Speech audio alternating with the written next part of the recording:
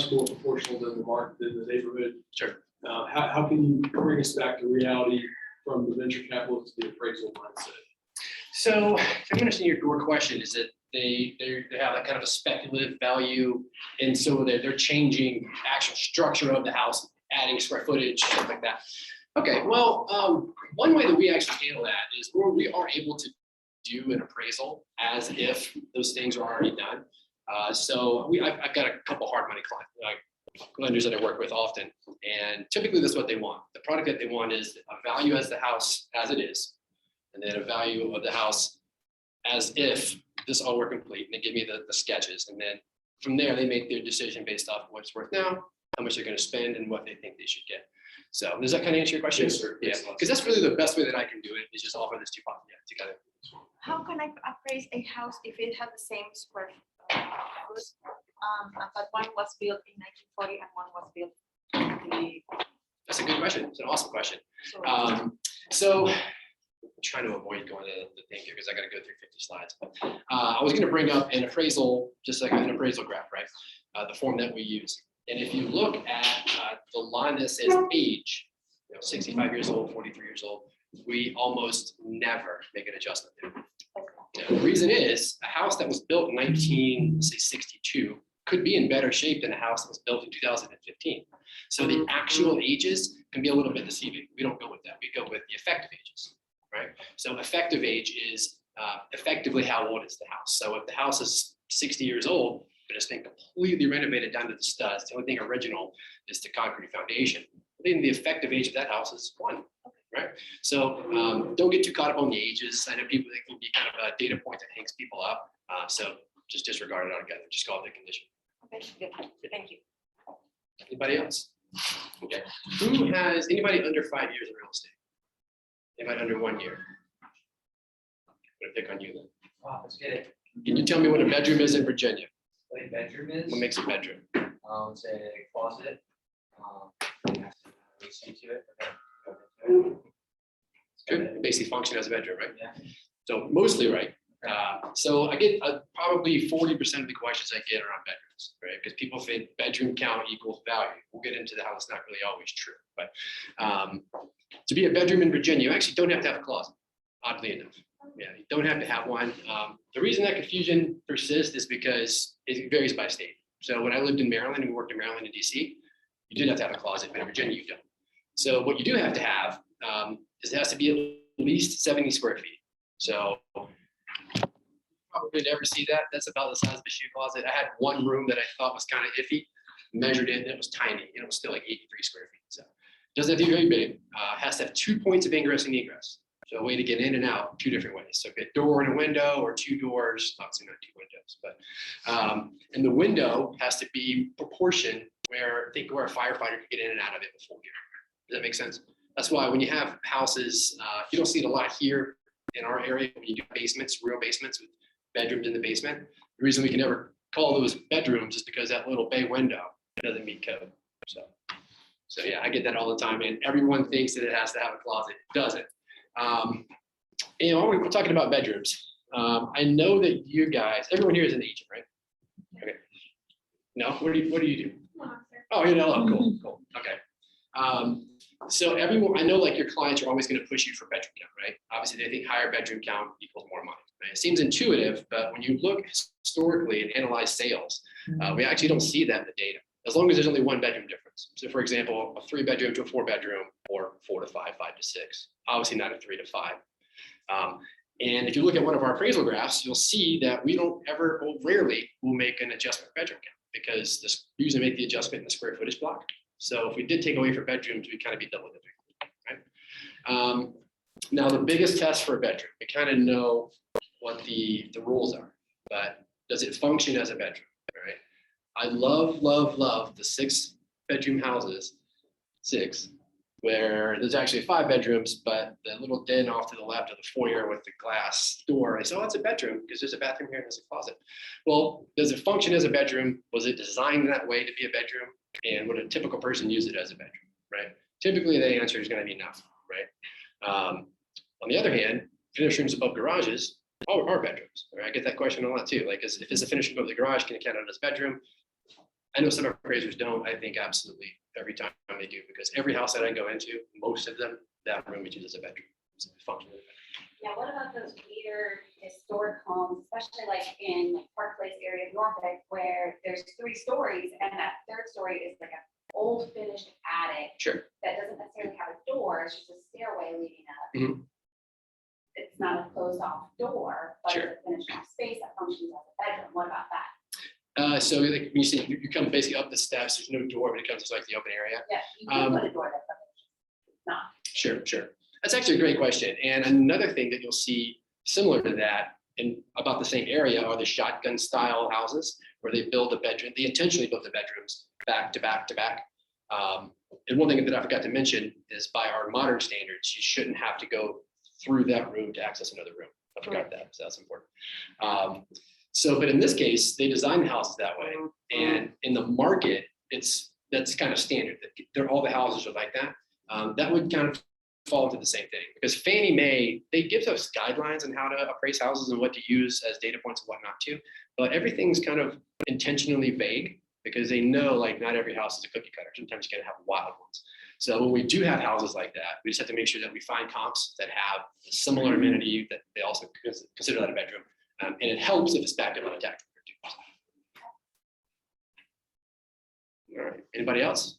Can a loft be counted as a bedroom, like where they got the bifold doors, but there is no entrance, but it can be created. So Sure. so if that's created, can that be counted as a bedroom?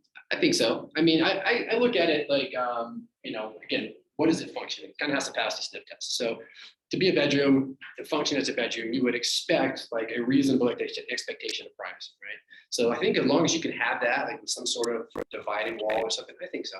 Yeah. What if the garage is big enough to build a bedroom with a kitchen, an extra bathroom? You mean in the room above the garage? Yeah. Yeah, so we could use those too. So, and this actually just came up. I actually taught a class yesterday. We talked about this a long time. The detached garages with finished areas over top of them. So kind of like an in-law suite above a detached garage or an attached garage. Okay. So if you have a detached garage with an in-law suite and finished area above it, obviously we can use that as square footage. And instead of calling that a bedroom, I would probably call that an in-law suite and try to value it that way, because you're probably going to find more value in the market that way. Okay. But you can use the square footage. Now, if it's a detached garage with the same amenity above it, we can't use the square footage, but we can still use it as an ensuite. I got it. I actually had a revision request come in last month. I got a house in Norfolk, condo, really odd property. He thought it was worth, I think, 1.2 million. Super nice guy, but I only got him to 985, and I tried really hard. So they were mad. They thought I undervalued the property, So when they wrote back to me, and he had a detached ensuite above the detached garage, and they said that the reason they wanted me to take a second look at the appraisals because it didn't include that square footage in the appraisal. If I would have, it would have gotten them their value that they wanted, which wasn't true. And when I explained to them, well, if you take that 480 square feet times the $30 per square foot for contributory value, you get something around like 16,000. And I gave them $50,000 for having an ensuite. So I'm like, I don't think you really read the report. So yeah, we can't use it if it's detached, but if it's attached, we can use it. So that kind of brings up another question that I know I get a lot, and that we see a lot is, what about all of the square footage that's added without permits? And is that something that you guys go into? Is that something that you guys look at? Sure. Because we see a lot of. Yeah, those are tricky. So the way I look at it is, I kind of stay in my lane. Like, I don't try to act like a city enforcement officer, code enforcement. I'm not a home inspector. So from my perspective, I don't touch that because it's not my thing. It's not what I'm trained to do. What I'm trained to do is appraise the house as it is. Now, if it comes up, during the title search or anything that there was an issue with that, that's going to have to get handled by the attorneys. That's further down the road. But I personally have never done that. I've also never asked for a picker up. I just I appraise it as I see it where it is. So. Guys, that's a sign of a really good appraiser. Somebody doesn't ask for a picker. Do you guys, does that happen to you guys a lot? Asking for pickers? Yes. Okay, how do you guys normally handle that? We don't. Don't give it to them? Sure. Yeah, I don't like, oh my God, appraiser, broker. We advise, I mean, some brokers tell their agents, but they don't preserve it out, they read it, keep it, you don't have it, you're not giving it to them now. No, We just say, unfortunately, that is property of, the buyer, and we Sure, should sure. not share that information without permission. Sure. Yeah, and I understand why they might ask for it. Again, me personally, it's beyond my scope. Like if I don't see it in my inspection that something's wrong. For example, I've never been trained how to service HVAC. I've never been trained how to inspect a crawl space for moisture and termites. That's not what I do. So if something's on the PICRA that was put on there as that was the result of a home inspection, well, everyone's aware then of the issues. Yeah. And it's beyond the scope of my expertise to assess that. And it doesn't, like, when you do the picker, it doesn't say which part is home inspector versus which part is just the client wanting something now. Exactly, yeah, And it's so, not always something that needs to be repaired, it's just something they don't want. yeah, exactly, they use the PICRA to try to get it, yeah, I get that. Yeah, coming back to the square footage that has not been recorded. So how do you handle it? If it is saying 3,000, but the tax records is saying 2,200. So would you go with the 3,000 or the I go with the 2,200? measured value, yeah, Oh, you would, okay, yeah, I go with the measured value. okay. And I do that for a couple reasons. A lot of times something may have been added to the house and it's been since been grandfathered. The tax records are notoriously all over the map. Virginia Beach is actually pretty good. The rest of them can be kind of spotty. So one kind of quick note on square footage I wanted to bring up to you guys. Sometimes I get asked, it's kind of rare to do just a measurement service to make sure that the agent looks at the house and says, man, this doesn't feel like 5,000 square feet, right? So they want to make sure we measure it first. If you guys seen the sketches that they put on the city, if you go like Virginia Beach property records, type in the address, it brings up the sketch.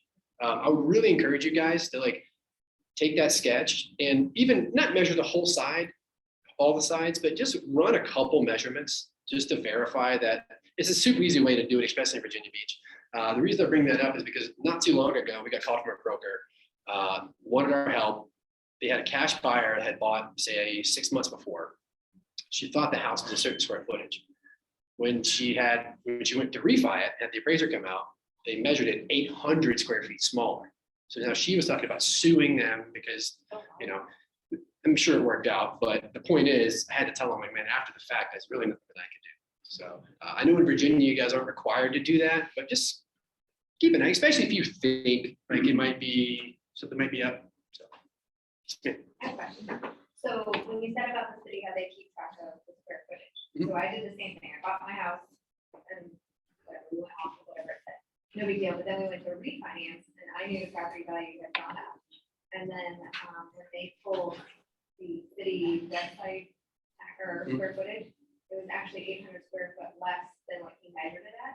So he had to go back and redo the appraisal. So when he redid the appraisal report based on that updated square footage, does he report that back to the city or how does that? No, Okay, yeah, so no, then- nothing that we put on the report goes to anybody except to the client. So then when we sold it, that's what I was asking, so then when we sold it, we had to show the appraisal showing the square footage of the extra 800 square feet, since that's where we listed it, Sure. in order for us to Perfect. see, and then the next appraiser would use that, because I know sometimes appraisers don't want to see other people's appraisals. Other appraisers can be weird sometimes, Okay. yeah. So before, a lot of you guys know this, some of you guys know, but before I did this, I was a homicide detective for 10 years. So I kind of come at everything from that mindset. So I look at it like, if you're gonna give me an analysis that someone else did, I'm dumb not to take that because I'm a human being, I can make mistakes too, so. And certain appraisers, like, I know the good ones, so once I see the name on it, I'm like, okay, yeah, this is probably fine. So. We have a question online. They didn't quite catch what the answer was. So the square foot is incorrectly reported. In tax records, appraisal goes by what square footage? They didn't quite catch that. I go with the square footage that I actually measure. Okay. Yeah. Because sometimes they're just off. I mean, it could have been a number that was entered wrong in 1987, it's just been there ever since. So I always go off what I measure. Yes, sir. The city of Norfolk and Chesapeake have websites of the houses they're planning on tearing down in 6 months. So if you actually appraise one of those houses, Would you itemize each of the code violations as part of the, or how would you factor that? If in? you were, so if you were gonna buy it to demo, Whether you, I mean, whether or not it was repairable or not. I mean, sure. Oh, like a line item kind of deduction. for Yeah, code we violations. I could do that. Generally, I don't, Okay. just because there are other techniques that are just easier, or, Okay. and actually, not easier for me, transmit the information better. Okay, wonderful.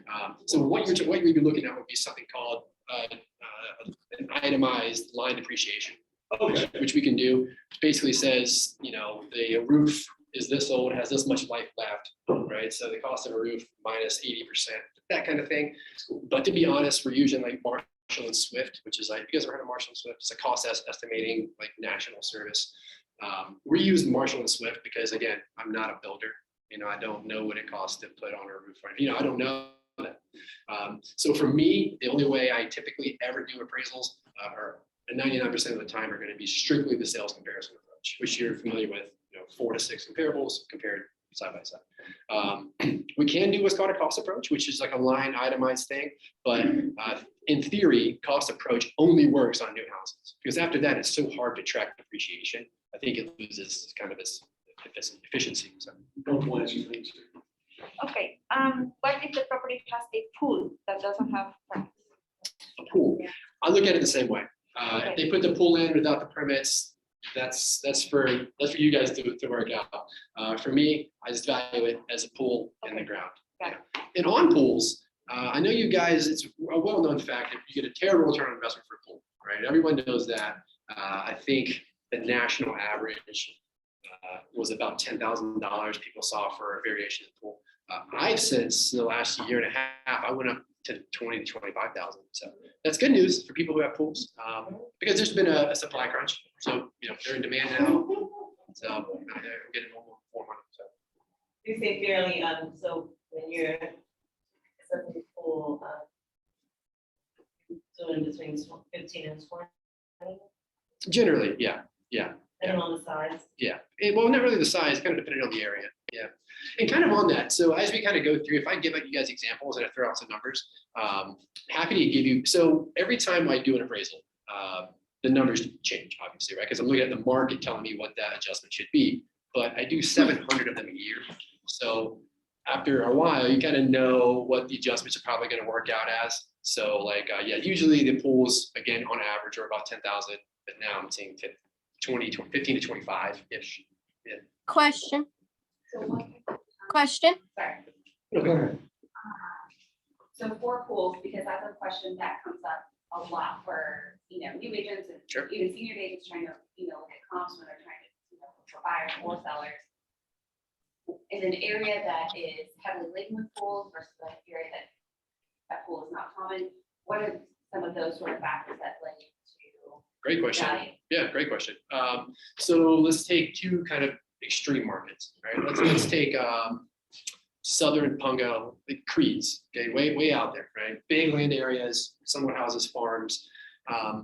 You would see that a pool in that market area wouldn't really move the needle that much, right? Because like, Because it's so pe- common.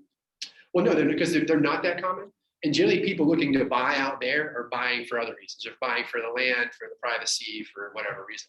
Now contrast that with, let's say, Sandbridge, where a pool in Sandbridge in a rental house, that's exponentially with a lot more money because you're going to get a higher income throughout the year. So yeah, it depends on the area. And that's why I say that the market kind of tells me what the pool's worth depending on where it is. Make sense? Like Kings Grant has a lot of, like, it's like a 50-50 neighborhood, right? Sure. Yeah. So how would it go there? I would say if people looking in Kings Grant, obviously if their agent told them that, and, you know, depending on the buyer, a lot of them, I would say probably would do better in Kings Yeah, Grant. I think so too. Yeah, and pools, the reason pools, I think have been traditionally valued kind of low, it's the same reason that we don't give any value to solar panels, right? Oh. Yeah. Let me just take a hard left then. Okay, solar panels, all right, no So value. what I if- don't give them any value whatsoever, and here's why, it's not. How would you Question. express it? So what if you have a pool that is, Hello. Hey, how are you? Hi, everybody. How are you? Nice to meet you. Chris, I got a question on pools for you, John. if I have it. Sure. Question. On pools, do you comp the value depending like if you're presented with the facts, it's got a new pool liner, new pump versus just go seeing the pool, not Absolutely. testing anything? Absolutely, yeah. Well, not to say not testing it, like if someone, let's say the pool's covered. But they say, it's got a new pump, it's got a new pool liner. I kind of take them at face value at that, if they tell me. But to say if you have like a pool that has all those things versus a pool that's really needs a lot of work, obviously that comes into factor too. So how much value does new like a pool pump, pool liner, and the concrete around? How much does that add? To the average pool, I would say 2,500 to 7,557, somewhere around there. Yeah, somewhere in the middle window. Again, changing locations. $5,000 to $5,000. Yeah, I'll say between like five. It's like a pool that needed work versus one that's got a new liner and it's been all redone. I would say that's probably a $5,000 difference, 2,500 to 5,000, somewhere around there. So, all right, so let's talk about solar panels. So I don't give them any value, but it's not because I have a thing against solar panels. It's because the market tells me that they don't have any value at all. Because while there may be a few people, like a certain sect of the market that would actually buy a house because of the panels, I think you guys would probably agree with me. That's a pretty rare buyer. Yeah. Like they're like, I must have solar panels, right? I think generally most people think either they're an eyesore or they think, what is this thing on my roof that's it's leased? I don't own it. Like they don't want to deal with it. Okay, they don't want to deal with it. It's transferring, like very Yeah. rarely in 16 years have I ever found a house that has had the solar panels paid for. Yeah, I've only seen 2 houses ever that had owned solar panels, and the rest, and then one was like a massive farm that needed them like to run like pumps. But yeah, I've only seen one actual house that owned their solar Yeah, panels. I've Every other had- time yeah. at least. And the problem with solar panels is they're like laptops. The technology is constantly being eclipsing the previous generation. So yeah, people generally just don't want the darn things on their house. So they don't give them any value. But when Tesla comes out with the solar like panels, like the shingles, that may be different. But we'll cross that bridge when we get there. Did you say some of the ones that are paid off, does it have? Still no, because I think, obviously it's I call it second kind of cool. Like it's like, I get it. It's kind of cool. Like it might lower your energy bill and you can feel good about doing something for the environment, but most people don't want this on their houses. So. Do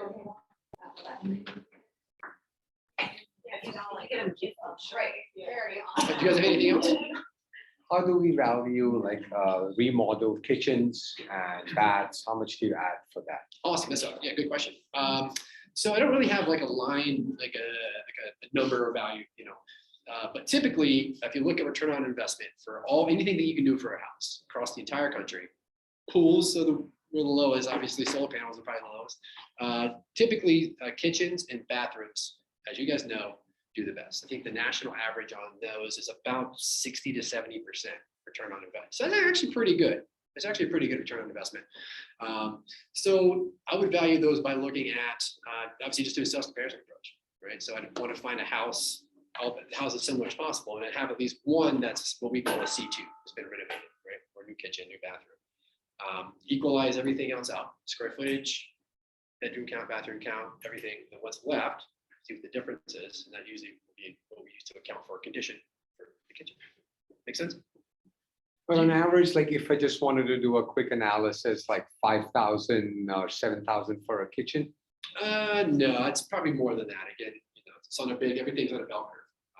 I'd say generally you'll see, let's say you spend 40,000 on a kitchen. I would say you generally see 28 to 30,000 back on it. Sir, is there a significant return on investment if somebody goes quartz instead of marble, or they put the specialty wood instead of? That's a great question. Yeah, that's a great question, and kind of twofold because depends. Okay, so take something like say quartz, custom built-ins, things like that. Yes, because those are things that I can actually quantify in the market. I can look at pictures that you guys put online, and now that everyone gets their houses staged, and like professionally photographed, it's really easy for me to kind of see the condition. Although it's usually fluffed up a little bit. That's your job. That's your job. So those things I can see, and there's actually a line item on the bottom of the appraisal report called condition and upgrades, and I can apply those there. Now contrast that with, say, something like all copper plumbing. Right? All copper plumbing is great, it's expensive to put in, but I can't glean that information from the MLS, right? Like there's no checkbox to search for copper plumbing, and you guys probably would put it in the MLS anyways, right? So certain upgrades that are actually, you can see that people have like that immediate curb appeal that people desire, sure, yeah, it absolutely matters. Does it help you in your appraisal to have the agent show up to the property to give you information or to walk you through or tell you things that maybe you didn't know about the property? Yes. Yeah, for sure. Yeah, for sure. I know a lot of appraisers don't want to do that, and I understand why. Maybe they're a curmudgeon, but also they sometimes just want to hit their appointments and get in and get out. Me, I look at it completely differently. I've only been in this house for 2 minutes. Well, you guys, by the time I'm there, you guys have been in this house for hours. You know everything about it. You know all the houses down there, how they compare. And no, I think it's terrific information. Again, going back to a detective, like why would I just not interview someone who gave me information that doesn't make any sense to me? So yeah, I love it when you guys meet me. I love it when you guys give me comps. I love it when you give me the sheets, the printouts, or when you write even just handwritten notes of kind of what they've done. Just kind of get like I might miss it. And if you guys do that, don't ever think like your clients need to dig up receipts or like need to know exactly how much they spent on everything, because it's really not relevant, to be honest, because we're just going to get that from the market. Smart homes, does it add that? Great question. Someone in here has a full smart home. It's a lot of money. Somebody I know, a friend of mine.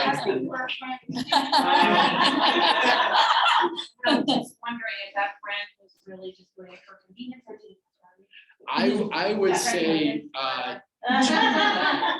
traditionally, no, but I think buyers now are starting to expect that kind of stuff, right? Like I would think that's cool. You know, I would dig that. And it goes the same, like you were saying though, like as time progressed, so I like did my whole house, right? And then last week I saw online where now you just walk in a room, it comes on, you don't have to tell it to come on. I'm like, look at this goes right in there. Are you serious? So now I gotta go back to all of it. So yeah, now I think buyers today appreciate things like that. So Yeah. I think Okay, cool. so. How does flood insurance affect value? Awesome question as well. Yeah. So traditionally, the way I was trained, appraisers generally don't make any adjustment for being in flood zones or not. The thought process behind that was if the subject is in a flood zone or not in a flood zone, and I pick recent comparable sales, well, they should all be affected by that same factor.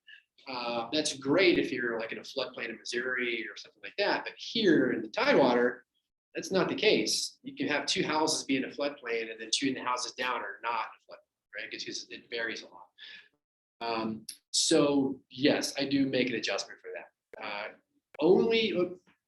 Most of the time when that happens is I'm running comps and I'm checking everything and I'm like, what the heck? Like it's just not working out. Then I check the flood zones and realize, oh, that's why it's in an AE flood zone, everything else is not. And then I make the adjustment there. So. What does a typical adjustment look like for flood zones and floodplains? And what does that typically look like? Or is it just like everything else? Everything else, it varies. I would say for that particular adjustment, I think the lowest I've ever made for it was about $5,000. That was because I just needed to acknowledge it, but it wasn't really a factor in the sales because it was like, you know, sometimes they're in a flood zone, but it's like, it's not really a flood zone, right? Like the back of their property touches the flood zone, but the house doesn't. So that was then, I think the highest I made was $75,000 for an adjustment. And that was just what the market told me. That's what came out. How about bathrooms? Do they add value? Additional bathrooms? Oh yeah, absolutely. Yeah, to a point. And I say that because sometimes when I value houses, it happens in Sandridge a lot. Like, you know, one comp's got 14 bathrooms, one's got 11. I'm like, what difference does it make? You know, so I don't. What's your tax 10? Yeah, it doesn't matter because you know when you're looking at how much a bathroom moves the needle, and generally it's about 2,500 to 5,000 for a half bath, and about 5 to 10 for a full bath. again, to a point, because once you get over 10 bathrooms, who cares? So Is that 5% for a whole? for a full, yeah. Generally. And again, everything's on a bell curve, but yeah, it's usually somewhere around. What about What about bedrooms on the that? laundry room? What's that? The laundry room, that it adds value because I have seen apartments that they don't have laundry. Oh, so like you mean like in an apartment or condo that had laundry, didn't have laundry? Yeah, that's a good question. I think that would be, if you did make an adjustment, then I think that would be a perfectly fine adjustment to make. Yeah, I think that'd be completely reasonable. How much it would be? It would probably be small, and I'd have to look to see, but generally when you look at houses like that in our area, they're probably gonna be in the lower price brackets anyways. Yes. And you'll see in the lower price brackets, like, it's hard to move those needles, because there's just not a lot of wiggle room, right? The same thing happens on the bigger properties, like, you do probably something that's $3 million, and you're making adjustments for like $5,000 garage bays, and like, it doesn't even, Affect the doesn't do price. anything, Yeah. right? So, expand. If you have your garage door coated, We we might might know know. that. We're talking about garage next, remind me. Sure. Does that bring value? Well, I'm getting ready to coat my garage floor Me eventually. too, that's what So people ask me, I'm gonna walk around a house with an agent or the homeowner, and they say, yeah, I got new paint. I know that really doesn't matter, but, well, it does. So that would matter too. So a house is like a cake. Everything that goes into it affects the final outcome. Yeah, I'm making a t-shirt like that. So if you epoxied your floor and say painted the garage and put like a new garage letter, well, that goes to upgrades. It goes to condition, because you are shortening the effective life of your house by doing it. Okay. Speaking of effective life, go ahead, of course. Oh, someone had asked about bedrooms, I just wanted to. Sure. What value bedroom add to the? So again, we normally don't make adjustments. I don't normally make an adjustment for bedroom count, because the adjustment is going to be made in the square footage.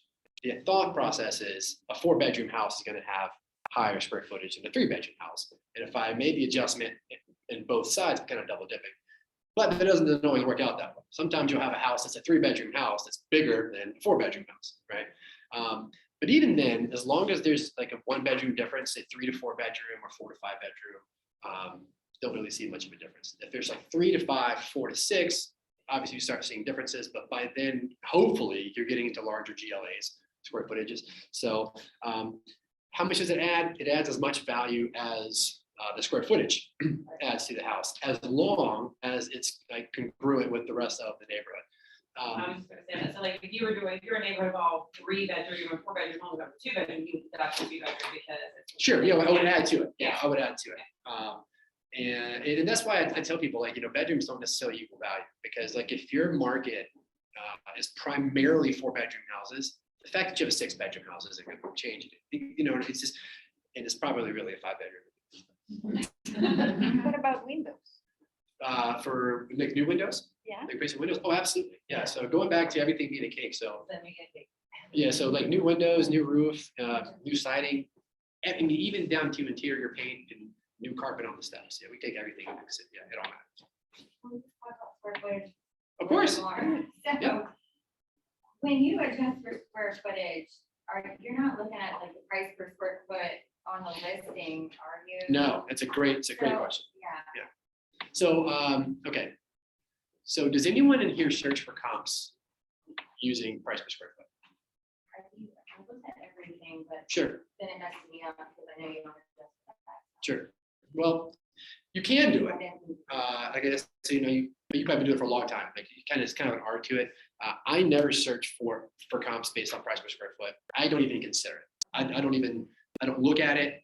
Even on my appraisal report, it'll pop up on the top of the top line adjustment, like how much I made.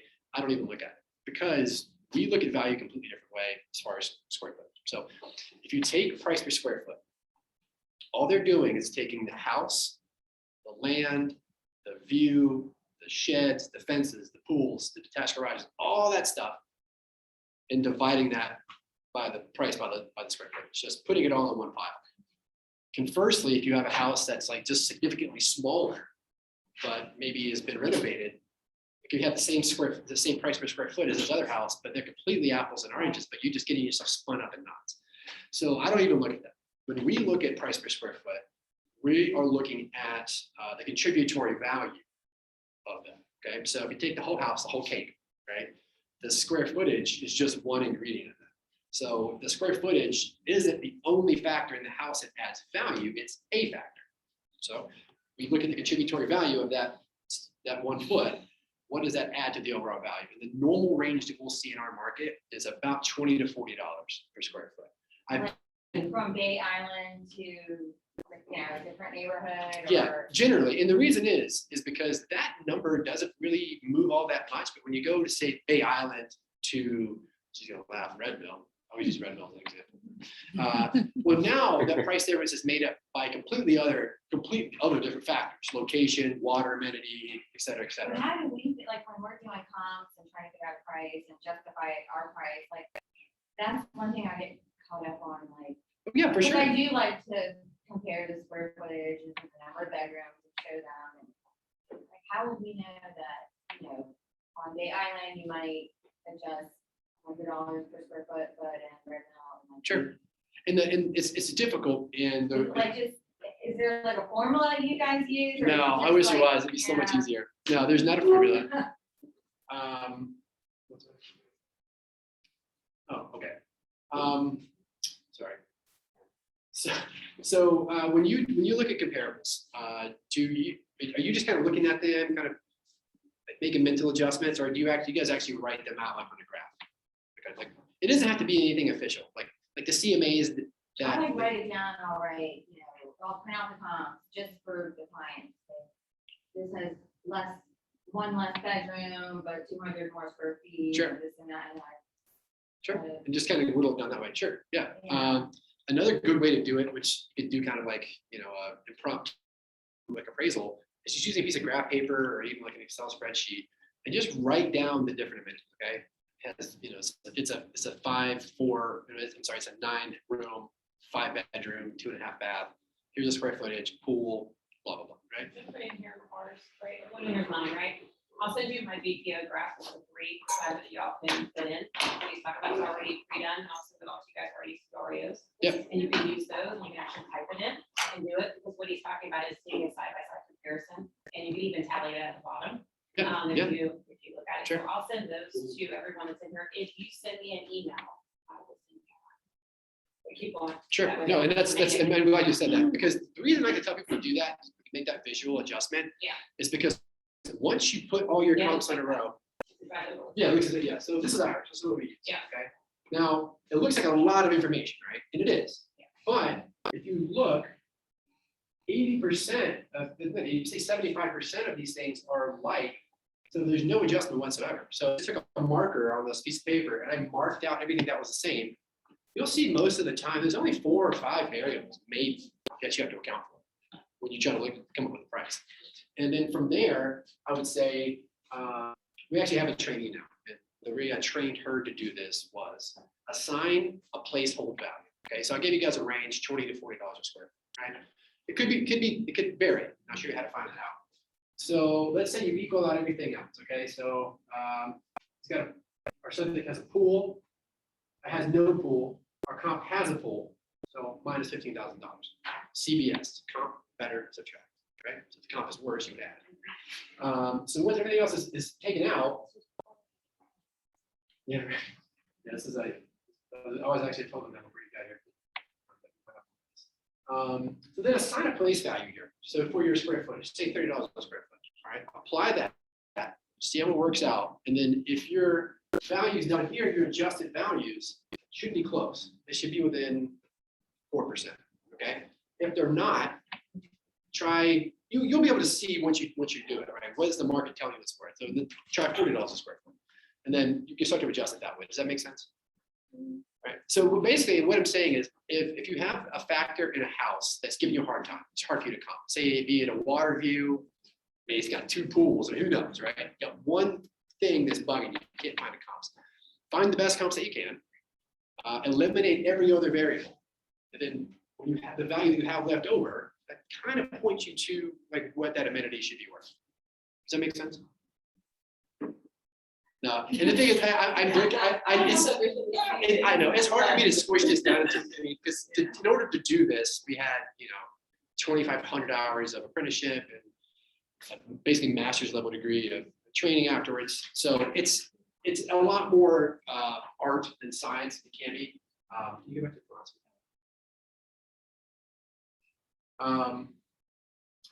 But again, so I think this one ended up being, so this is a 500 square foot difference, and it ended up being, a $9,000 adjustment. So usually square footage is one of the bigger adjustments. One thing you should be key on, and we have an example of an appraisal in here. It's not mine, obviously, but if you look at these bottom numbers here, okay, so you can't see where we started because we got cut off, but so the sales prices would be here, make the adjustments, and then we have the adjusted values here. If you look at an appraisal, I'm an appraiser, I love appraisers, okay? Sometimes they don't do the right thing. You have to go time out. We had a friend call us that, my point is, these numbers are all tight, okay? These are on $700,000 houses, okay? And we're still 736, 731, 734, okay? Because we were able to figure out, well, what's the difference in this house and this house that made this house more, okay? I've seen appraisals in review that, hey, my appraisal came in 25,000 low, et cetera, et cetera. Okay, by some way, they're able to give me the appraisal for the review. And there'll be, okay, here's the example she has here. 865 is the adjusted value, 826, 867. So basically,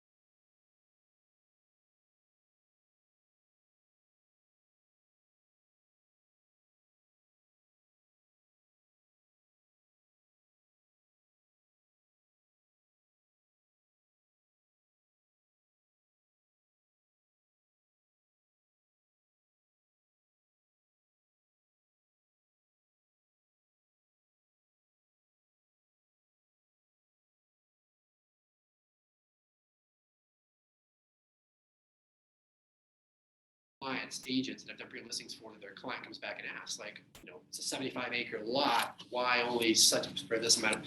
When they sell for 10-acre lots, if they want, well, because that 1-acre lot has already been completely subdivided. It's ready to build a house on. 75 acres, you can't just extrapolate 10,000 per 75 and add it. That's not how it works.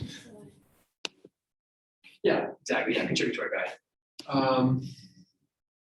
Yeah, so basically what I just said. So the contributory value refers to the contribution made by a particular entity. Contributory value, I spent almost a semester on just that one thing, like just focus on contributory value and how to apply it. Can you guys see this? Is it too small? It's good. Yeah, so that's basically kind of what I was saying. Yeah, so that's the contributory value. Jim, what you? Yeah, talking about the value in the properties, when the market is really hot, the square foot is higher because everybody wants to buy. Sure. But when the market shift and it's not, the competition is not that much, how do you value the square foot in a property if it's the same house? Well, because depending on market conditions, the value and therefore the contributory value of the square footage is going to change, right? So think about, take the 08 crash. Okay, we all know that very well. So, the price per square foot on a house before the crash, let's say it was $200, and then by mid-2010, it's $140, right? So the house itself didn't change, but the market changed. So what that contributory value was before, that factor is no longer there. So it's just going to change with the market. Can we go back to the acreage? Sure. So in Sam's example, she has 1/2 acre and her neighbors have 7 acres. Sure. So there's not a large variance being that they have 7. Oh, no, there would be, yeah. Oh. I would expect there to be, I don't know, I have to do an analysis, but say, I would expect probably $500 to $7,500 adjustment toward that. And also the contributory value usually lessens as it gets bigger, right? So the contributory value on a 6,000 square foot house is much lower than it would be on an 800 square foot house. Right. So the same thing happens with land. When you have big tracts of land, the contributory value is much lower. Now, would looking at the tax record and the land value on both, would that help us? It could. So the tax value I've found like is kind of all over the market, especially when you do land, like land appraisals are honestly my hardest assignments. They're way harder than doing houses. The reason is when you value land, is this about valuing land? Yeah. Okay. The reason valuing land is so hard is because there's so many variables. There's so many unknowns. Like, what is it actually zoned for? Are we confirmed what the setbacks are? I just went through an issue with, is this damn house in the agricultural reserve program? And it took me a week and a half to find out, right? I assumed that it was because I saw the tax value drop exponentially, and so I assumed that's what it was. But that I thought about the case and you asked me the question, the tax value, the assessed value for land, I've seen them spot on, I've seen them all over the map. And unfortunately, they don't really give you the AVMs for land like they would for single family houses. So land's just tricky. It's just super tricky. And to value land, do features like being tapped or having sewage and water or city, Sure. Yep. does that add value and how much approximately? Yeah, so usually it would be like, for something like that, I would look at what's the cost to put that stuff in, right, from the city, minus some depreciation costs. You'd probably see $20,000, like if it's already lined for sewer and everything else, it's already perked. Yeah.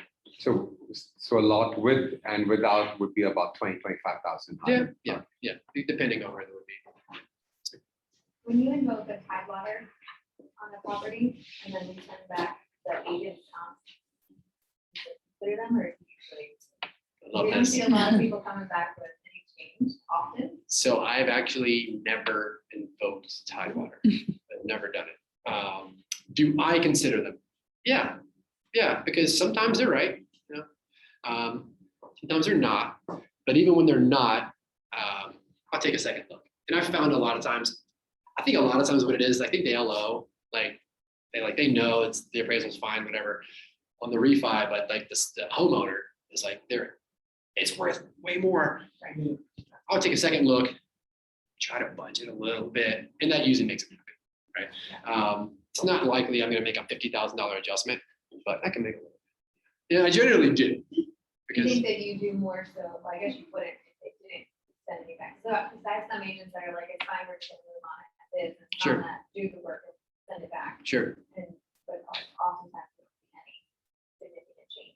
Yeah, and I'm not surprised. Yeah, I'm not surprised. You know, it's like, They always ask me my advice and I'm like, yeah, you know something that you think he doesn't know, I feel like he or she doesn't know, I feel like. let them know. Yes, Yeah, let them know. And if anything, they have to account for it, you know. Me personally, I mean, I hate coming in low on a value because I'm gonna spend 2 hours now calling and phone calls, and now somebody's pissed at me. You know? So I hate it. I hate coming in low, but you know, sometimes it happens. Is it a requirement for you to invoke Tidewater on the and what does that look like on your end? I'm not sure if it's an absolute requirement. Can we talk about what invoking Tidewater is? Because there's a lot of people here who don't know. That have used, so maybe if you can say what that is first and then. So basically Tidewater is, and again, I'm not the expert in this, and I don't do it. I've never invoked Tidewater. Not because I think there's anything wrong with it. I just don't do business that way. But it's basically, and I may be saying this wrong, that basically saying like, we're probably looking at a low appraisal. You should give me some more information before I complete it and move on. That's basically what they're saying. What the way I typically handle that myself, I can call the agent, you know, just call them instead of having to invoke paperwork. I don't need to do that. So yeah, that's what the Tidewater initiative is. So when you see one that's been invoked, it's basically saying there's a low appraisal and they're going to need some more information, like some more comps. Yeah. So when we get it as a lender, we have. So when it comes to us from the appraiser as a lender that a Tidewater initiative is imposed, we then have 3 to 5 business days, and it's actually depending on that appraiser to give them information back to them to see if they can consider any additional information that they might not have already had to see if they can increase the value before giving us the report. And the number one thing I get asked as a lender is, well, what's the value? And I always say, well, I don't have the value because they won't release the value to us. I'm going to do that. until They won't release the value to us until we have either chosen to do the additional cost and information, or say we're just going to put it as it. Sure. Yeah, I know what the Tidewater initiative is. I just don't really, it's just not, I just rather just call the agent, and just say, hey, look, because at least that way they know, because I do come in low sometimes. Sometimes it's just, right? Especially in this market. Yeah, sometimes it's just that way, but at least they know, well, Chris isn't being a jerk, right? They know, right? They, at the end of the day, we're all on the same team, you know, we're all in the same industry. Not a jerk, tried my hardest, it's just wasn't there. I see that more now. It seems like the market's kind of started to normalize somewhat in a new way, like the new normal. But yeah, for a while, I would say 6 months ago, every appraisal was a struggle because what is market value? Someone wants to say it, but someone's willing to pay for the appraisal. I know you guys would are, ever say that. that's part of the answer. It is what someone's willing to pay for a property, but has to be backed up by market data. And the reason is that way. So I told you guys I used to be a detective. I was also a sniper for their SWAT team. So if I was buying a house in Pungo and there was a rifle range in the backyard, that was worth a lot of money to me. I'm like, heck yeah, man, I'm willing to pay $40,000 extra for this house for that amenity. But to some of the people in this room, you could care less. Right? Would So you then, let you? as long as it was way. We were just discussing this the other day. Oh, yes. You mentioned. Yeah. Former sniper thinks guns are hand grenades. We had a babysitter ask us years ago, is your husband a hunter? I was like, kind of. Just don't ask me what he likes. Going back to the previous slide, it's a closing cost. Do you value for that? Do you value the full closing cost, what's being given, or a Awesome question. Awesome question. percentage of? Awesome. So the way we are classically trained is to always consider concessions, seller concessions, and that should come out of the value, right? That's where we're always been trained. I also have never done that, not once on one appraisal. I don't know one appraiser that has done that either. Here's why. Normally, again, not now, but in a typical market, concessions of what, 1 to 5%, typical, right? That's basically what you would have expected back then, right? So yeah, and concessions between 1 and 5%. That's just typical of the market area. It was the same in the BC market with no adjustments there. So we don't. Now, if they were really excessive concessions, like we just had a case like this. It was a gift. They gifted basically $75,000 closing costs. It is undersold for $75,000 because it was a family member, right? So obviously that I need to consider because my sales price, my value is going to be much higher than the sales price. So, but generally, no, we don't work out concessions. And in this market where, or like a month and a half ago, all homes were going much higher Sure. than the list price, Mhm. and people were guaranteeing appraisal. Sure. Does the type of loan affect your decision? No, and that's a great. And someone brought this up yesterday too. The difference between VA, FHA, conventional. Okay. So the actual reporting process, picking comps, assigning value, transmitting that does not change. That's all the same. There's another reason why VA appraisals always come in low. Maybe we'll have time to get to that. Not always. Not always. I won't do it on camera. When I use her screen closed. So she can-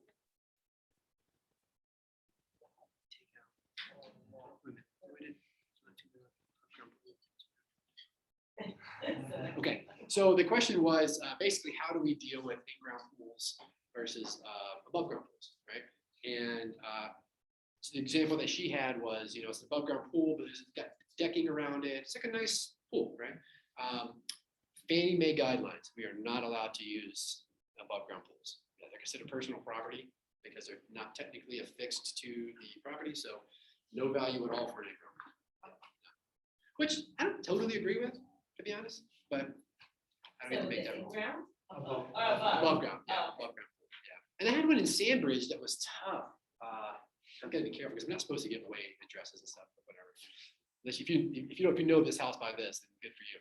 But it's got a really huge like back deck, and it's got a massive above ground pool because of the sand embankment. They had the bulkhead it, and then they couldn't dig down. It would have just been a mountain of sand pouring into it. So they put it on the deck.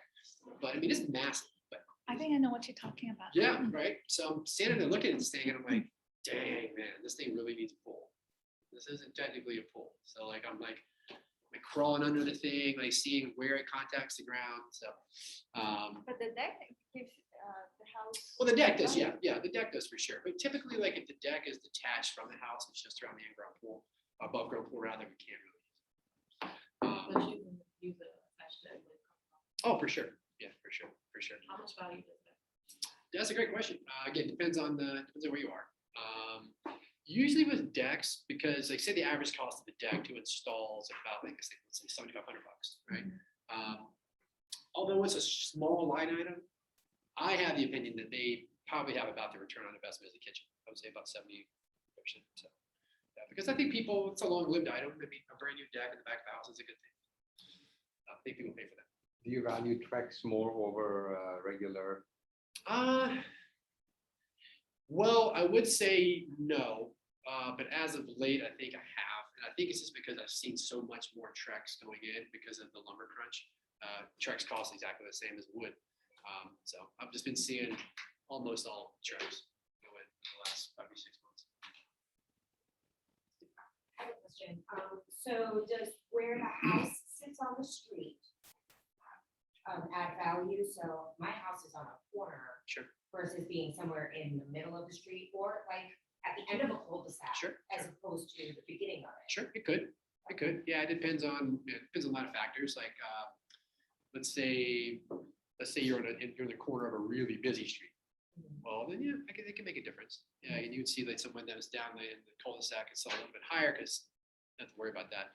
But in a lot of like residential areas where you have like your typical 25-mile-an-hour speed limit, no crazy traffic or speeding issues, maybe, but it's minimal. Yeah. Do we have anything else? Did we hit all the ones that we normally get? I don't know the commonality with VA appraisals and why those are more likely. All right. Okay, so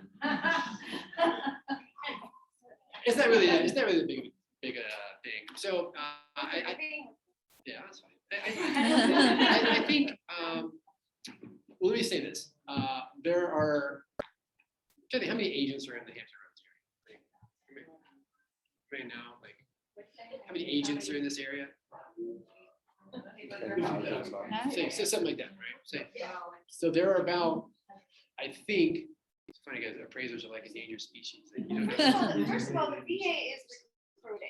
You should know that in this area. And in- Yeah, they are They aware. are aware that this is a perceived problem or issue. And nobody wants the veterans to Sure. be in a position where they are, Our being father- viewed as an inferior. Yeah, well, people will really take conventional clients over VAs. Our father-in-law, my father-in-law, her dad tells a story. The FHA panel had an issue with this very similar same issue, you guys know what I mean, about 30 years ago. And it had gotten so bad that so many agents were complaining about it that they basically fired the whole FHA panel and restarted it, right? Because it was that much of a problem. Here, so they say there's 15,000 agents. There are about, I think, 120 appraisers in this area. And I know that the VA panel, I think, is about 85 appraisers. So appraisers are interesting creatures because we don't actually have to talk to anybody ever, right? And because of the Dodd-Frank issue, 2008, it made it very easy to be like, don't talk to me. You know what I mean? I don't say anything to anybody. That coupled with the fact that appraisers tend to live in their bubbles because you don't communicate with other people, that's why we're part of a coaching. Like, these are appraisers that are working all across the country because we can actually talk to other appraisers and get real life feedback versus just what's in my head. Okay, so it kind of keeps everybody straight. I think if you lose that, you kind of get to a point where you find yourself at a crossroads as an appraiser. I can either interpret the data that the market is giving me, no emotion, or I can kind of see myself as a gatekeeper of the market. It's 30 years of doing the same thing, right? Or 30 years of learning to pivot. Correct, right? So Yeah. it's the same thing. Someone says, I've been doing this for 30 years. We can do the wrong thing for 30 years. You got to constantly be changing, growing, learning. So when you have a large body group of appraisers, so from this area, the VA panel, that are all basically independent, no really knowledge sharing at all, you can kind of get to where you think you can kind of get the gatekeeper of the market mentality saying over this last year or so, this isn't a real market. There's going to be a correction. This can't go on forever.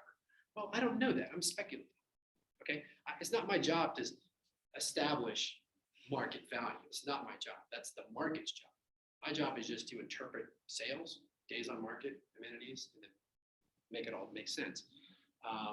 So now, for example, We were trained by VA appraisers. oh yeah, I've done tons. Yeah, I know VAs well. I'm a veteran. That's the other problem. They don't have a veteran's preference for VA panel. Can you believe that? On the wait list. Although, My dad's a VA appraiser and, he's a pivoter. So. Well, he- it's also No, Maryland, DC. yeah, I think kind of like a known, I want to say known thing, but it seems to be that It it's hard is. to become a VA appraiser. Right now, I feel like anybody can, because they're so desperate. But then people, as they age out, don't want to do as many appraisals. They know they're guaranteed, right, they know they're guaranteed to get the appraisal come out from the VA, and that they've got a 14-day window to get it done. and a high fee. So they Yeah. kind of, Yeah. so they kind of ride that wave on their way to retirement. But they don't retire. They die on that panel.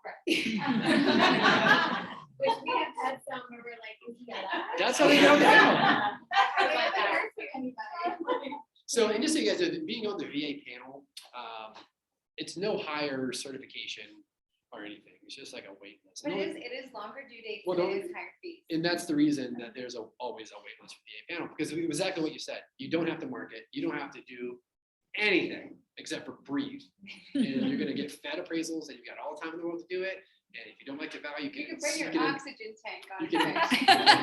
Well, I had someone tell me that she's like, yeah, the appraiser came out, and she was so old, like she had to have me take the picture of underneath the crawl space. But this is what's out there though. We're gonna be doing the same thing, so.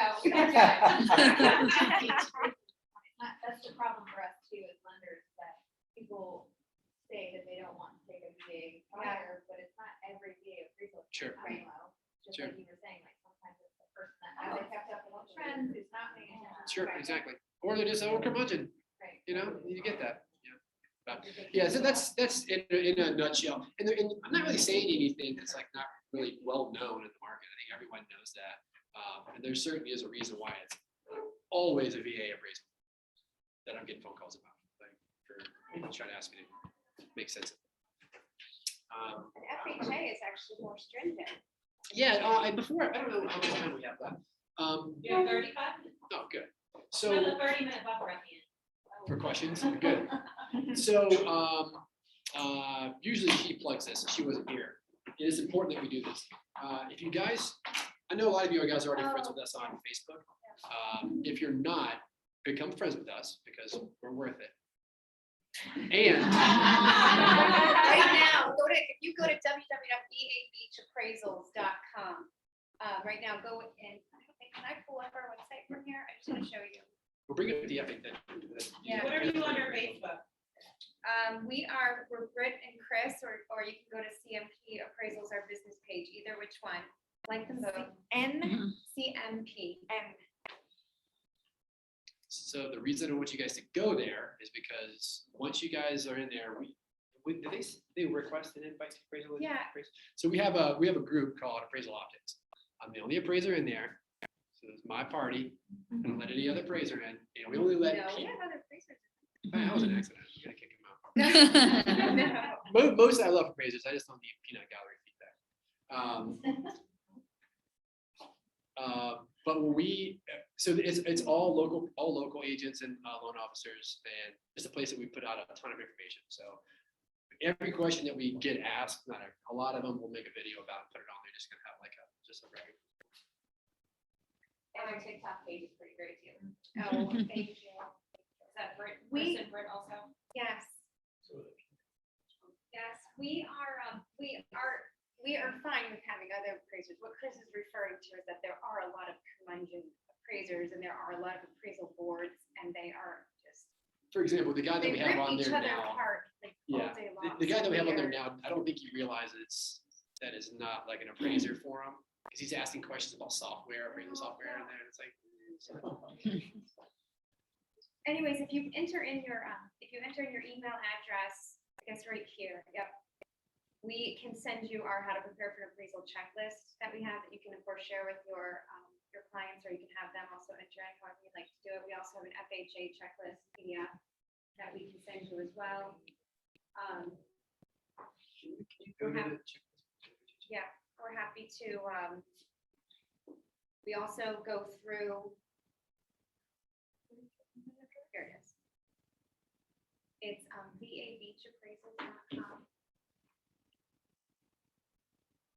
So I wanted to kind of, Oh, no, we also get a lot of questions, of course, on, the appraisal process. We know that you guys get a lot of questions from your clients about that too. So we tried to put out just an easy timeline that people can also, go through if you have your sellers that maybe want to get a pre-listing or something like that. Just an easy place that goes through and just explains that. We have a couple of videos where Chris just explains, these are just quick tips. Mostly we call part 2 because this is a lot of what you would be priming your clients with, the superficial things like. Okay, so you just found out you need an appraisal and it's coming up soon. So you might ask yourself, what can I do to get ready? Well, you're probably not gonna have enough time to do big renovations. You can't take care of the things you can take care of now. Just own your own space. Be the captain of your own ship. Take care of the little things. Mow your grass. Clean your gutters. Take care of those little spots. Magic erasers go a long way on walls. A great tip I always tell people is just have the siding pressure. It really makes the house pop. Remember, the idea is wait a minute, the appraiser take care about your property. And the property is well cared for. You take care of those small things, it goes a really long way. so the reason we do, so I'm gonna talk to you guys about,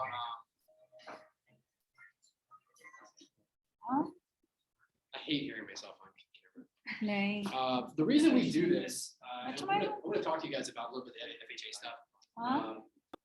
We understand that when we come in to do the appraisal, there are agents, there's a buyer, there's a seller, loan officer, right? The people that we're interacting with on a daily basis, although they know we're separate from you guys, they look at us as part of this whole process. So if I'm doing an appraisal, say for OVM, even though As if, like, if I even would. Okay, so if I did one for ACM, even though they know that I don't work for ACM, I'm still an extension of you guys, right? I'm still an extension of you, I'm still an extension of the agents. So we like to have a place for them to go to look, see what I'm gonna do in the appraisal process. There's a bunch more videos. Also, the 2 checklists that you guys can have access to become part of the appraisal office group. And that is how to prepare for an appraisal, like you said, we have a checklist. And then the most fun one is the FHA appraisal checklist. So it's basically 90% or more of what I'm gonna look at when I'm coming to an FHA appraisal, okay? We get tons of questions on FHA appraisals, tons. And it usually requires a phone call because it's dependent on a lot of different things, right? It could look like this. I need to get, I'm doing a refinance. The person's doing a refinance, it's an FHA, to remodel the bathroom. But the bathroom is mid-remodel now, is not functional, so the FHA will let them close the loan because, you see what I'm saying? So they're kind of stuck in this catch-22 and they can't finish the renovations that they need to do because it's FHA. So going through this checklist makes it a lot easier for like you guys to help them to see where there might be potential problems, be it shifting paint, handrails. Does anyone have anything FHA related that's been kind of weird or like that's been challenged or like it comes back for, we have to go back out for the inspection? All right, well then I'm going to dispel a myth.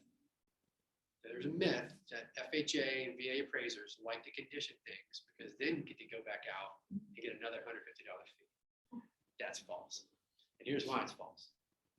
I don't want to go back out there. I'd rather go to another appraisal that's going to be a full fee appraisal and not to worry about that one anymore. Just get that one done. So what I'll normally do, if I don't have to condition it, I'm not gonna, okay? Because I don't feel like dealing with it. I think a lot of the appraisal checklists, FHA checklists are kind of, so because the FHA is insuring the loan, they kind of use me as like a pseudo inspector, right? But again, like I mentioned before, I'm not certified for mold, okay? I'm not certified for any of those things. But the FHA checklist wants me to basically go through and look at it. Like if I see a whole wall is black, okay, well, it might be mold, right? Most of the time it's gonna be silly things like handrails, stupid handrails. And I take a picture of the back of the house. I can't avoid taking a picture of the deck. I'm gonna see it.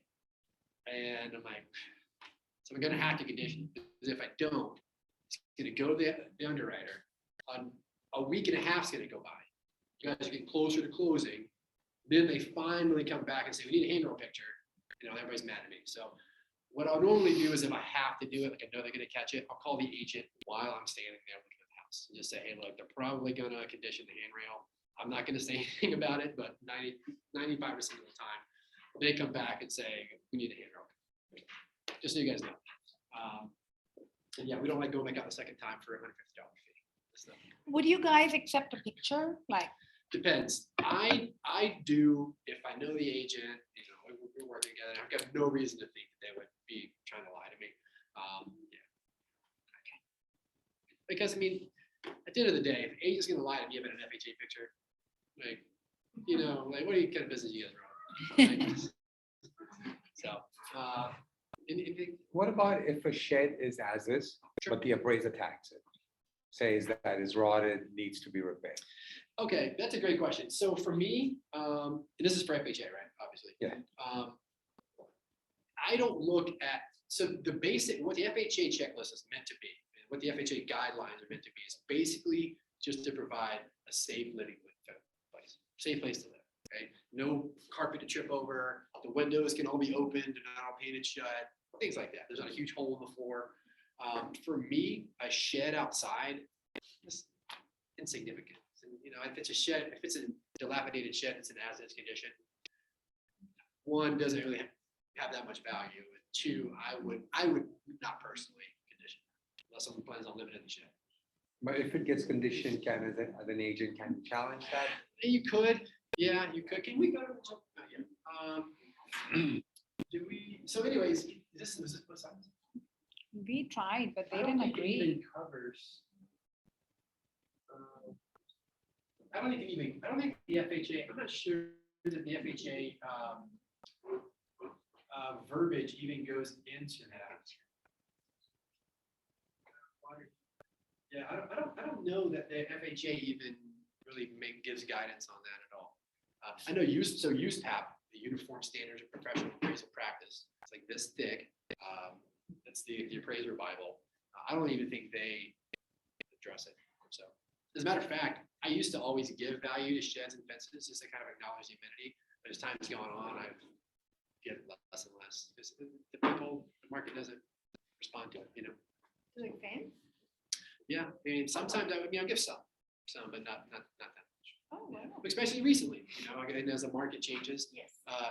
Trust me, over the last year, whether a place had a shed or not was the last thing anyone was worried about. Of course. Just can I afford it? Is it available? So, yeah, it didn't really move the needle at all that much. Does VA follow the same guidelines that FHA puts in place? Generally, yeah. Generally, they're about the same. The big difference is for VA, you have the ability, the lender has the ability to waive it. So. And that's- FHA, you can't waive it? No. And by the lender has the ability, most times they have to waive it.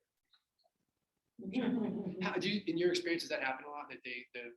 So yes and no, they've done it, but usually, same thing with like, kind of they get back to us. They're like, sure, well, in a couple weeks, well, at that point, by the time they agree with back, they're like, well, will we even know what we're Sure. supposed to wait and fight it, or just put the camera on and bring it back down? Sure. Yeah. Sure. So, But that's what a lot of people do. I've seen people put out literally one by one, the Yeah. tack gun, and then when it's done, they rip it off. yeah, and most of you guys know, like, the chipping paint, the broken windows, things are gonna have to be fixed, and you catch that on the PICRA, and so by the time I get the subject to report, I send it to you, like, we just did, right, and you're like, we're never even done. Sure, yeah, it's already done. Sure, And sure, we sure. have, so then we just order the final and call it in. But yes, I have had them say, I have had them waive it, like the handrail was the big one, they waived, but it could take 2 days, it could take 2 weeks, they never know when to get back to you. And for me, and that's why I said, if I think something in the condition, I'll generally try to call the agent literally that day. So he or she can just, all right, let me just go fix it now, and just not to worry about it. And generally they'll say, yeah, I'll have somebody come out there next Wednesday. I'll send you a picture. Cool. Hopefully by that point, the report's not even due yet. And I can just not worry about it. So again, because if I don't do that, so if I ever call you, it's going to be the condition of one of your properties. It's not because I don't like you. I love you guys. I want your deal to close. But they're going to condition it anyways. And this is going to hold it up for 2 weeks. And please go, if you go to our website, we will send this to you. If you have a seller and you know that your buyer's gonna end up being FHA, hand this to Yeah. them. How prepared do you look? We're happy to provide that. We were just talking about that. We were like, so like, how would that work out if everybody had like called you and said, hey, we have this, my client wants to pay for a pre-listing appraisal. Yeah, absolutely. So usually if it's a pre-list appraisal, then what we do is we have a different checklist, actually. That's the pre.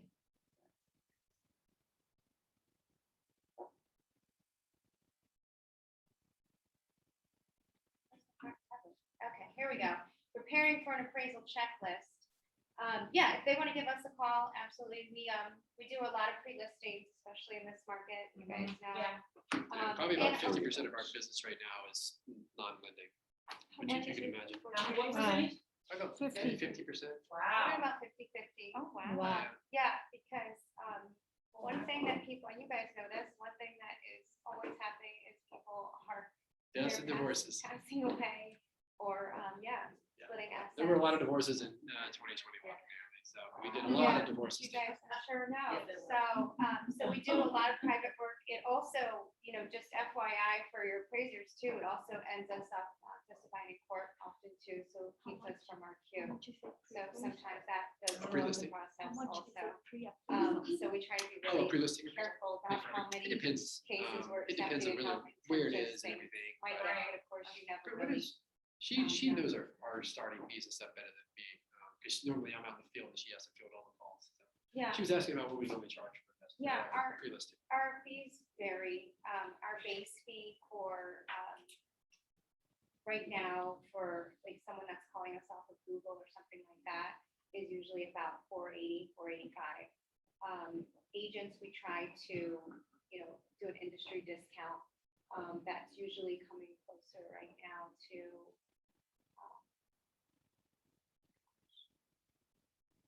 I think the agency right now.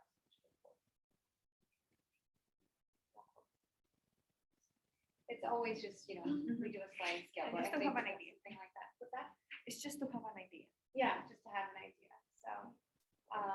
Yeah, we, like I said, we've done so many pre-listings this year. I think because right now, like I mentioned it before, a house could be on the market for one day, sell for $50,000 less or more than it should have, and it's still gone in a day. So normally days on market is that metric that we have to gauge pricing is irrelevant now, right? So agents are calling me because I'm like, look, I don't want to leave $30,000 or $50,000 on the table. Yeah. That's one of the major reasons we're doing a lot of them right now. The other one is everybody now who watches the news thinks their house is worth way more than it probably is. So in order to maintain that relationship of the agent and their client, it's easier to let me be the bad guy and come in and, show them an appraisal and say, this is why I think it's worth it. We've also been using, because the values are so much higher than they have been, we've also been using appraisers to, someone wants to buy a house, but they don't want to sell and keep them on as an investment. And then treating it as an investment property, making sure there's enough equity to be able to do that before they refinance it as an investment property and then start looking again, because if you don't get that value and you can't sell, or you set up sell a home, then are you homeless, or are you gonna stay in it, like what's your next step? Sure. Sir, for the purpose of the FHA loan, if there's a pitch or a slope on either upstairs or downstairs floor and it's over a crawl space, my question is, I've talked to different Class A contractors that would handle that a different way. If it's like 1 to 3 over 12 pitch, Sure. how would that impact the safety rating on a FHA, or how much would you take off? So basically, I wouldn't measure, pitch or tilt or anything, but if I have walked into a house and it's like, Yeah. something's obviously up. If I have any reason to think that there's gonna be structural foundation issues, I won't take any money away from it. From the appraisal. It would be worth what it's worth, but I would put in there that I would recommend an inspection by a foundation specialist. Oh, Yeah. But on FHAs, I mean, that's gonna be an immediate red flag, so a lot of times if you have a house that's kind of a stinker, it's easier to go conventional, everyone knows that. Okay. And we do desktops too. I mean, usually we recommend that if you, because we see this happening a lot actually, if you are looking at doing a pre-listing without having your seller signing with you, it's not our top recommendation. We really recommend you having them sign with you first, and then putting it on your seller to purchase the pre-listing and go through us. And actually, it puts everybody in a better space because we're coming in as unbiased, but they also see us as completely unbiased and not like in cahoots with you if like maybe you want this or they want that. It just overall flows better with everyone. If you feel like you really want to, some people trade out I don't know how the agents do this, they trade out some type of administrative fee and then they'll order a desktop so we can, get the market value without entering the property. You guys started that before desktop appraisal. So. Yeah, so in Yeah. order, Go ahead. so we do those, in order for us to do them, we don't always do them. Like if the house is super complicated or I have any reason to doubt any of the information online, I generally won't do it. But if we've got good information, like say an appraisal from like 6 years ago, it just shows me at least the measurements, right? So that, an agent that, obviously we know, and like, we can go online and look at previous MLS photos. Like if I can get enough information to do the appraisal from my desk, I'll do it. But a lot of times they're just won't. Most of the desktops are military families that maybe Sure. sold the home 2 years ago Yeah, and now yeah. have orders. So they haven't done any significant upgrades or improvements. They were great MLS pictures 3 years ago. There was just an appraisal done. It was just measured. It's a Rambler, it's Sure. whatever. And those are easy for me to do. And we just got some new software that we actually send them a link right to their phone. It's like, your appraiser needs your help, and they click on it, and it guides them through their whole house, and it just. They can like take all the everything pictures, makes they can send me sense. all the same pictures that I would normally get. Wow, that's amazing. Yeah. It's really You cool. do a video on that. Yeah. Some advertisement. Oh my gosh, that's awesome. No, we really do, what I said before, like we we see ourselves as an extension of you guys, because kind of in this appraisal process, in this, home buying process. Again, going back to when I was a detective, my sergeant used to always tell us, most good people will only come into a contact with a police officer a couple times in their life. So if you're a jerk, right, they're gonna think all cops are jerks, right? So I was always not a jerk. So same thing in our industry. Like if we represent you guys, they don't know that I don't work for that lending company and I don't work for your office, but they see us as all kind of part of the same experience. So we'd like to do as much as we can to make them feel like heard and like they got us all the information and that we're doing our best job. When the whole thing for COVID, when it first like imploded on us, remember the appraisal waivers that were coming through, they were just doing exterior only, which would be great normally, but the agents were like, well, what do you mean he's not gonna come inside the house? We just completely renovated it. He's not even gonna come in? So we're like, oh crap. So we just started scheduling Zoom meetings with the homeowner and they just walk me through and do the same things. We got it done. Anybody have any more questions? Do multiple offers and an agent telling you, hey, there was, I had 2 offers versus I had 10 offers. Sure. Does that make an impact on? I think so. Yeah, I think so. I mean, I'm still gonna look at the market and try to, glean the market value from historical data. However, again, it's a data point for me. So if I knew in this market that a house sat on the market for 7 days and didn't really get much traction, like, okay, well, that's but conversely, if they say we had 10 offers, all of them over this price, well, at least now I know there's serious market drive toward that property. Maybe it's not quite arm's length because people were feeling the crunch, like people were desperate for houses, so that's a factor. But yeah, I think it definitely gives me I like to know for sure. Yeah, again, I like to know everything that I can know about the property. I don't get rid of any data. Except paper. What's that? Except paper. Yes, I don't ask. I don't need it. I don't ask. I've always wondered if you've done appraisals in the same neighborhood, the storm chaser contractors, do all the insurance restoration work, so they Sure. approved 80% of the houses. Sure. New roofs, new everything. Have you seen a significant change if there's a storm and they come and fix the neighborhood? Yeah, sometimes, and also they'll pay us sometimes to go out to and do like damage assessments. Oh, cool. I don't know why they would. I wouldn't pay an appraiser to do that. I'd probably charge a contractor, but they do. They pay us to do it. We haven't had any really big storms Okay. lately that I've seen any big difference. How do we do this raffle? Does everybody have cards or something? Yeah, everybody wants to get out a business card. We have some of our favorite local treats in the basket. Don't you have a card? Go grab it. Yes. And please do join our Appraisal Optics group on Facebook. I think some of you are, I have a lot of you are old already in cards. it. Yeah. I have 2 old cards. Yes, great, because we put a Appraisal Optics, so thank you. I think you had, double. There you go. I like that. You get to, I think you have to be our friend first before you can join a private group or. You better or like explain our it. business page. After the thorough vetting process. But we do put out different information every week with like what constitutes a bedroom, there we go. Huh? What's the difference between appraisal and No, it's assessment? better. John Marao again. It's okay. My story of her life. Yes, give me 3 pounds. I sent them the link for your Facebook too, so they can always click it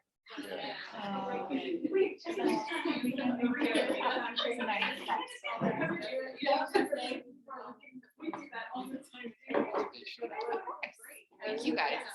This was No, this is cool. Thanks for having me, guys. thank you, Jordan, for organizing this. Of course. It's really good. We were out there. I was having a scream.